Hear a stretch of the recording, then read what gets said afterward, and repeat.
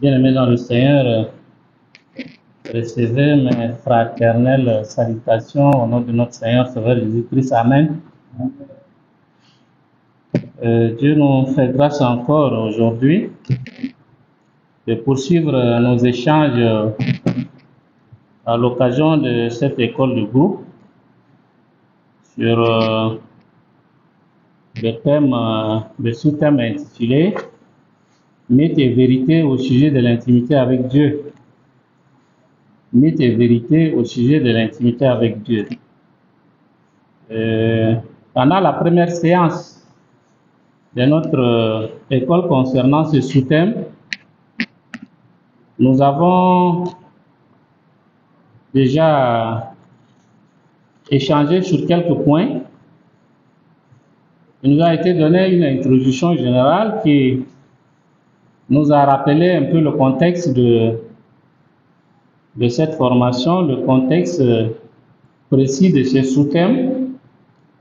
Nous avons aussi, à l'occasion, rappelé la définition du processus de l'intimité, la définition de la quête de l'intimité. Nous avons aussi rappelé les différentes étapes du processus de l'intimité, ce qui nous a permis d'aborder avec une certaine aisance la question des mythes et des vérités au sujet de l'intimité avec Dieu. Nous avons examiné en grand temps les mythes au sujet de l'intimité avec Dieu. Et là, nous avons retenu 5 mythes que nous étions en train d'examiner. Nous avons déjà échangé sur le mythe 1 qui dit que l'intimité concerne principalement ce que Dieu fera pour nous lorsque nous vivons plus près de lui. Nous avons également examiné le deuxième mythe qui dit que l'intimité se résume à une relation de copain-copain avec Dieu. Dans ces examens, nous avons essayé de démontrer le contraire de ces mythes. Pour dire en vérité, ces mythes ne relèvent que de l'illusion, ne relèvent que de contre-vérité. Nous avons également eu à examiner le mythe numéro 3 qui dit que l'expérience de l'intimité est la même pour tous. L'expérience de l'intimité est la même pour tous. Là aussi, nous avons essayé de démontrer que, en fait, cette conception n'est pas vraie. Et cette séance, nous sommes arrêtés sur le troisième mythe. Et s'en est suivi des séances de questions. Mais il s'est avéré, comme le président de la séance le disait tout à l'heure, il y a bien des bien-aimés qui sont rentrés avec des questions, faute de temps qui nous prenait déjà à la gorge. Le mythe numéro 4 bien-aimé nous dit ceci: nous pouvons connaître une intimité parfaite avec Dieu dans le présent. Nous pouvons connaître une intimité parfaite avec Dieu dans le présent. Bien aimé, la prétention d'avoir une intimité parfaite avec Dieu dans le présent est une illusion qui peut nous conduire à considérer certaines voies du malin comme celles de Dieu. Je voudrais que nous nous arrêtions ici. Connaître une intimité parfaite avec Dieu maintenant, dans le présent. C'est-à-dire là où nous sommes là. Hein? Il y a des conceptions comme ça, il y a des idées comme ça, où la personne pense qu'elle connaît une intimité parfaite avec Dieu. Et ici, nous disons que c'est une illusion qui peut nous conduire à considérer certaines voies du malin comme celles de Dieu. Nous pouvons, je vais vous citer un exemple. Je ne sais pas ça s'est passé en quelle année. Ici en Yémen, l'histoire nous a été rapportée. Un bien-aimé se serait levé pour dire qu'il a reçu quelque chose de Dieu. Il a reçu l'information de Dieu. Je crois que cette information a été partagée à certaines communautés. Et par rapport à cette information, il fallait que ces communautés-là se retirent de N'Djamena, se retirent hors de la ville, parce qu'il se passerait quelque chose d'extraordinaire. Il allait se passer quelque chose d'extraordinaire, quelque chose de difficile. Et la voix de Dieu, nous ne pouvons la recevoir que dans une sorte d'intimité avec lui. Et ce bien-aimé disait avoir reçu cela. Et en fait, les gens ont obéi. Certains ont obéi, ils sont sortis, ils sont allés en dehors de Ndjamena. Je ne sais pas si c'était au temps du président Abraham. Ils sont allés chantant avec la Bible en main, chantant et glorifiant Dieu. Et les autorités auraient perçu cela. Ils ont décollé un avion de guerre qui a fait le tour sur cette foule-là pour essayer de comprendre, mais ces gens-là, qu'est-ce qu'ils sont en train de fabriquer exactement? Ici, ils ont réalisé que non, ce seraient des hommes de Dieu parce qu'ils avaient des Bibles en main, ils avaient des chants de victoire en main. Et puis, le soir, les gens sont rentrés et rien ne se passait. Rien ne se passait. Non, si nous nous assurons que actuellement, nous pouvons, présentement, nous pouvons connaître une intimité parfaite avec Dieu, cela peut nous conduire dans des erreurs. Cela peut nous conduire dans des erreurs. Et il y a souvent, certaines personnes pensent que à l'FLT, nous nous retenons beaucoup plus sur certaines questions. Quand il est bien aimé dans son intimité, dans sa relation avec Dieu, dans sa prière, il reçoit une orientation, il a souvent des difficultés à l'exprimer. Pour dire que, en donnant par exemple des témoignages, pour dire, mais Dieu m'a dit que je devrais faire ainsi, et je devrais faire comme ça. Il y a bien des frères, et on dit souvent, certaines personnes disent que ça c'est peut-être la caractéristique de l'FLT, parce que nous nous réservons beaucoup de glorifier Dieu, de lui dire clairement les choses que Dieu m'a dit ça. Dieu m'a dit ça. Et quand nous témoignons, nous disons quelque chose m'a dit, une voix m'a dit, et nous ne voulons pas être beaucoup plus précis. Mais moi, je suis tenté de donner raison à ces personnes-là. Parce qu'il n'est pas facile d'appréhender la voix de Dieu, bien aimé. Il n'est pas une facilité comme ça d'appréhender la voix de Dieu. On peut facilement prendre la voix du malin comme la voix de Dieu.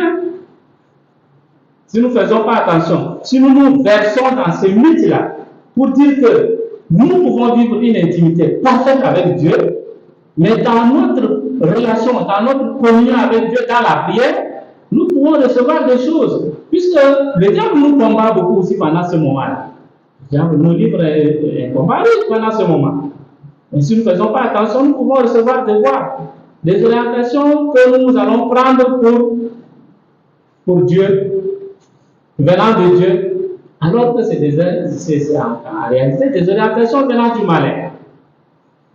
Un homme de Dieu nous donne ce témoignage, je ne veux pas un homme de Dieu de notre communauté, bien évidemment, nous donner ce témoignage. Il dit, à un moment donné de sa vie, il pouvait comprendre, il pouvait réaliser que telle personne va mourir. C'est un homme de Dieu, un serviteur de Dieu. Il pouvait réaliser que telle personne va mourir. Beaucoup peuvent considérer que ça c'est Dieu qui est en train de lui donner ces informations. Et effectivement, la personne finit par décéder. La personne dont il a eu l'idée, au sujet duquel il a eu l'idée qu'il va mourir, là, cette personne finit par décéder. À un certain moment, ça le gênait beaucoup, il a dit non. Non, Dieu, moi, je n'aime pas ça comme ça. Si c'est vraiment toi qui me donne ces informations-là, donne-moi l'occasion de les évangéliser avec le décès. Parce que souvent, quelquefois, c'est des personnes qui n'ont pas encore reçu Christ. Tu me dis, si c'est toi qui me dis qu'elle va décéder et que ces personnes-là finissent par décéder sans toutefois que moi j'ai l'occasion de les évangéliser, je n'aime pas ça. Et si ce n'est pas toi qui me dis ça, que cela s'arrête. Je ne veux pas entendre de voix comme ça. Et bien évidemment, au fil du temps, la chose a disparu. Il ne recevait plus une président comme ça. Il y a beaucoup de témoignages comme ça. Une dame nous a donné le même témoignage dans notre cellule de prière, mais de la même manière. C'était devenu pour elle une préoccupation. Elle sentait cela, elle voyait des choses comme ça, et que la personne finit réellement par décider, et après elle est gérée. Je crois que les hommes de Dieu l'ont éclairé dessus pour bien faire attention, madame. Commence par prier. Si c'est vraiment la voix de Dieu, Dieu va te révéler. Donc, c'est pour vous dire que connaître une intimité parfaite avec Dieu dans le temps présent est vraiment une illusion. C'est pourquoi, même si nous avons des choses venant de Dieu, des choses qui nous arrivent, nous devons chercher à vérifier. Nous devons aller au-delà, demander des signes à Dieu. Gédéon l'a fait. Gédéon l'a fait dans Juge 6, au verset 36 à 40. Gédéon a expérimenté. Quand il lui a été donné le commandement d'aller combattre Madian. Gédéon, l'ange de Dieu lui a apparu pour lui dire les choses, mais Gédéon n'était pas très certain. Il n'était pas très certain, et c'est pourquoi il allait jusqu'à demander des signes à Dieu.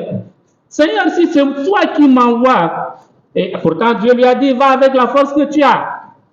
Si c'est toi qui m'envoies, montre-moi un signe. Permets que, on appelle ça la toison ou le toison. Permets que, en fait, c'est une sorte de mouchoir, permets que ce mouchoir-là soit juste mouillé par la rosée et que tout autour soit sec. Je serai rassuré que c'est toi qui es en train de m'envoyer. Dieu lui a montré le signe. Là même, ça ne suffisait pas à Gédéon. Il est revenu pour dire, bon, cette fois-ci, Seigneur, fais en sorte que le mouchoir soit sec et que tout autour soit mouillé. Cela me rassurerait de ton soutien. Là aussi, Dieu lui a montré ceci. Et il était satisfait. Il savait que c'est Dieu qui lui donne l'ordre et le commandement d'aller combattre et avec une victoire certaine. Gédéon est parti. Gédéon est parti. Et Dieu même a donné également ce témoignage où il était appelé à la mission. Il avait reçu la charge de la mission à un moment donné de sa vie, mais il hésitait beaucoup. Il hésitait, il n'était pas certain, il n'était pas sûr. Aller dans la vie professionnelle, s'engager totalement pour l'œuvre du Seigneur, dans l'évangélisation. Je veux vous dire, c'est le bien-aimé Fitian Emmanuel. J'ai été beaucoup émerveillé par son expérience, par son témoignage. Il me l'a fait lors d'une de nos conversations. Il disait que c'est le témoignage de son engagement à la mission. Il était à l'université, il finissait l'université presque dans la filière de gestion. Et quand ça pressait, la demande, ça pressait en lui. Il ressentait franchement qu'il était appelé, mais il était partagé, il n'était pas certain. Il a commencé par prier et a dit, Seigneur, il redoutait une matière qui était l'économétrie, une matière qui redoutait beaucoup. Et donc, il n'arrivait pas à avoir vraiment de bonnes moyens dans cette matière. Il était en train de terminer les derniers examens. Il va demander à Dieu et dit, Seigneur, si c'est toi qui m'appelles à la mission, permets que j'ai une bonne note en cette matière d'économétrie. Une forte note. Ça, c'est la première demande qu'il a formulée dans sa prière. Et il a aussi dit au Seigneur, connaissant comment la filière de gestion est compliquée, difficile de valider les choses, il dit, Seigneur, si c'est toi qui m'appelles à la mission, permets que je valide dès la session normale avec une bonne moyenne. Et si tu me montres ces choses, j'abandonnerai tout et je ferai ton œuvre. Il me disait qu'il est allé, il a obtenu une moyenne de 15 en économétrie. Il a validé la licence avec une moyenne de plus de 12. Ce qui n'était pas donné à n'importe qui. Hein. Et vous voyez comment il va être mis dans une épreuve. Il valide la licence en gestion, la nouvelle cour. Il était le meilleur. La nouvelle cour, à la Coton Tchad de Moundou, on envoie le chercher pour un emploi. On envoie le chercher pour un emploi. Et son grand frère, qui reçoit le message, vient lui dire, voilà, c'est très bien. Mon petit, tu as bien fini. Et voilà, Dieu t'a fait grâce d'avoir une opportunité d'emploi. On m'a dit que tu dois aller rapidement à Moundou et faire un stage et puis commencer un travail. Il réunit sa famille et dit non, Dieu m'a déjà montré les choses. Je ne veux pas le travail. Je vais aller faire l'œuvre du Seigneur. Ça a déchaîné la colère de la famille contre lui. Ah, mais Dieu, comment? Ce que les autres cherchent ne trouvent pas. Toi, tu as eu Dieu qui t'a béni. Tu refuses la bénédiction de Dieu. Ceci et cela. Alors, il avait signé, dans son intimité, il avait déjà un engagement avec le Seigneur. Et il a tenu bon. Il a embrassé l'œuvre du Seigneur. Vous voyez, c'est des choses que nous pouvons expérimenter. C'est des choses que nous devons expérimenter, mais recevoir directement, surtout pour des questions très importantes. Nous devons aller jusqu'au bout. Demander même des signes au Seigneur. Seigneur, si c'est toi qui veux que ça soit ainsi là, montre-moi cela par ça. Et le Seigneur va vous orienter. Que d'entendre seulement une voix ou bien une réflexion nous arrive à l'idée et nous nous disons, bon, Dieu m'a dit de faire ça. Quelquefois, nous pouvons taper à côté.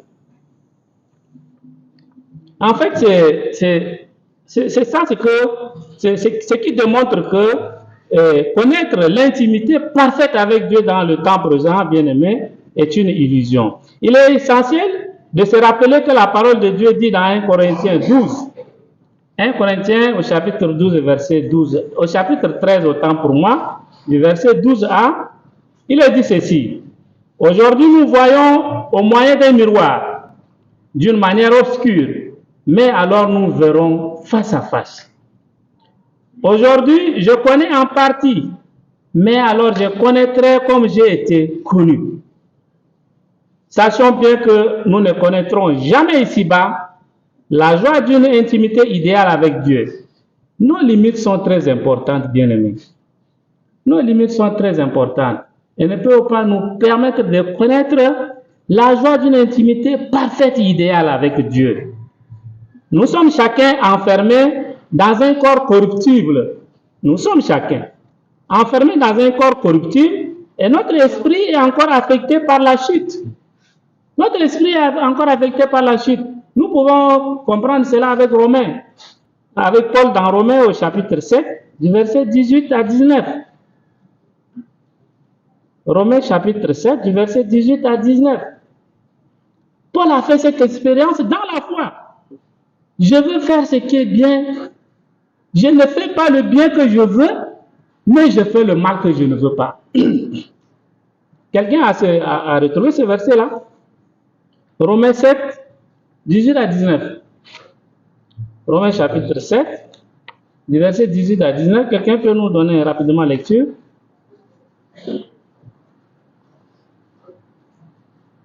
Verset 18 nous dit, ce qui est bon, je le sais, il n'habite pas en moi, c'est-à-dire dans ma tête, de la volonté, mais non le pouvoir de faire le bien. Car je ne fais pas le bien que je veux, je fais le mal que je ne veux pas. Il dit, je le sais, le bien n'habite pas en moi. J'ai la volonté, mais je n'ai pas le pouvoir de le faire. Je ne fais pas le bien que je fais, mais je me retrouve en train de faire le mal que je ne veux pas. C'est ça notre état corrompu, l'état corrompu de notre chair. L'état physique de notre corps affecte notre esprit et nos sentiments. L'état physique de notre corps, notre bien-aimé, l'état physique de notre corps affecte notre esprit et nos sentiments. Nous pouvons comprendre cela quand nous essayons de comparer nos merveilleux moments de lecture de la parole de Dieu, de prière et de méditation à ceux de la vie séculière lorsque nous sommes plongés dans nos activités quotidiennes. L'état physique de notre corps affecte notre esprit et nos sentiments. L'état physique de notre corps affecte notre esprit et nos sentiments. Vous savez, vous pouvez prendre du temps pendant la matinée, vous concentrer devant le Seigneur, vous méditez la parole de Dieu, vous engagez dans un moment de prière. Un long moment de prière, 1 heure, 2 heures. Et pendant ce moment de prière, vous sentez quelque chose. Vous réalisez, bien aimé, vous êtes en train de communiquer avec Dieu. Vous sentez une sorte d'intimité. Ça soulage votre âme et puis vous êtes même content et gai. Ça, c'est le matin. Mais après, vous vous engagez dans vos activités quotidiennes. Vous engagez dans vos activités quotidiennes. Le sentiment d'intimité que vous avez eu par le passé, le matin, ce sentiment se dégrade. Se dégrade au fil des heures quand vous vous retrouvez dans vos activités. Ce qui fait qu'il est difficile de parler d'une intimité parfaite avec Dieu dans le temps présent. L'intimité parfaite, bien entendu, se comprend dans sa totalité et dans sa permanence. Dans sa totalité et dans sa permanence. Le connaître comme tel, maintenant, il est difficile. Ce serait difficile pour nous. Bien sûr que Dieu est toujours là pour nous aider et nous encourager dans nos activités. Dieu est là pour nous aider et nous encourager, mais à jouer avec ses routines, ainsi que les défis que nous avons à relever assombrissent le caractère spécial de ces moments paisibles de début de la journée. Ouais, les défis que nous devons relever, les activités que nous menons affaiblissent le caractère spécial de l'intimité que nous avons eue au début de la journée quand nous étions en communion avec le Seigneur dans la prière. Quand nous étions en communion avec le Seigneur dans la prière, cependant, soyons rassurés, bien aimés, que notre travail fait partie de notre responsabilité de servir Dieu. Ce n'est pas pour autant dire que nous ne devons pas travailler. Notre travail fait bien évidemment partie de notre responsabilité de servir Dieu. Nous avons été placés sur la terre, pas seulement pour goûter sa présence, pour goûter sa présence dans un coin tranquille. Il ne convient donc pas de passer la majeure partie de notre vie dans une solitude contemplative. Rester comme ça, contempler les bienfaits de Dieu, dans une sorte de communion avec le Seigneur, contempler la grandeur de Dieu. Il ne nous veut pas seulement donner de faire ça. Il ne nous veut pas seulement donner de faire ça, c'est-à-dire de passer la majeure partie de notre vie dans une solitude contemplative. Le monde autour de nous doit absolument entendre parler de Dieu. Nous avons un travail à faire. Nous devons faire le travail. Nous devons faire le travail. Le monde autour de nous doit absolument entendre parler de Dieu. Des gens qui souffrent ont besoin d'aide, ont besoin de notre aide. Des voisins en proie au désespoir ont besoin de recevoir l'encouragement que Dieu seul peut donner par notre intermédiaire. Nos employés, si nous sommes des directeurs d'entreprise, nos employés ont besoin qu'on leur procure une bonne journée de travail. En raison de tout cela, nous devons travailler bien que cela nous donne le sentiment de ne pas goûter à une intimité profonde avec Dieu. C'est ça le vrai sentiment. Le vrai sentiment qui nous accompagne entre nos moments de communion avec le Seigneur et nos moments d'activité, c'est de ne pas goûter à une intimité profonde avec Dieu. Mais dire que non, nous avons une intimité parfaite avec Dieu, c'est des divisions. Penser à connaître une intimité parfaite avec Dieu dans le présent relève donc de l'illusion, comme nous le disons. C'est pourquoi le fait de ne pas avoir de sentiment, de goûter à une intimité profonde avec Dieu tout le temps, devrait nous pousser, bien aimés, à vivre pour le jour où nous le verrons face à face. À vivre pour le jour où nous le verrons face à face.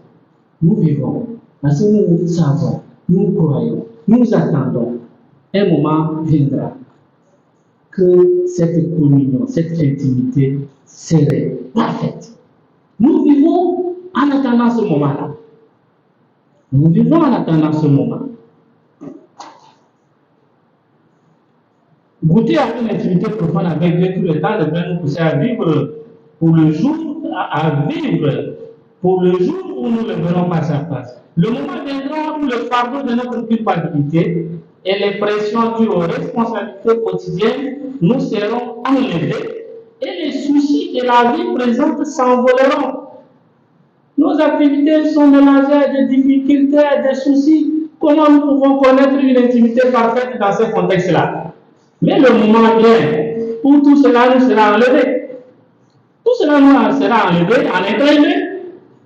Nous nous trouverons dans une éternité d'intimité avec Dieu, où notre préoccupation majeure sera de jouir de son intimité sans entrave. Sera de jouir de son intimité sans entrave. Le moment vient où les choses se changeront en un clin d'œil et nous nous trouverons dans une éternité d'intimité avec notre Seigneur. Notre souci, le principal, ne sera que de vivre cette intimité avec Dieu. Ainsi, nous avons terminé avec le mythe numéro 4. Le mythe numéro 4. Et nous passons au 5e mythe. Nous passons au 5e mythe.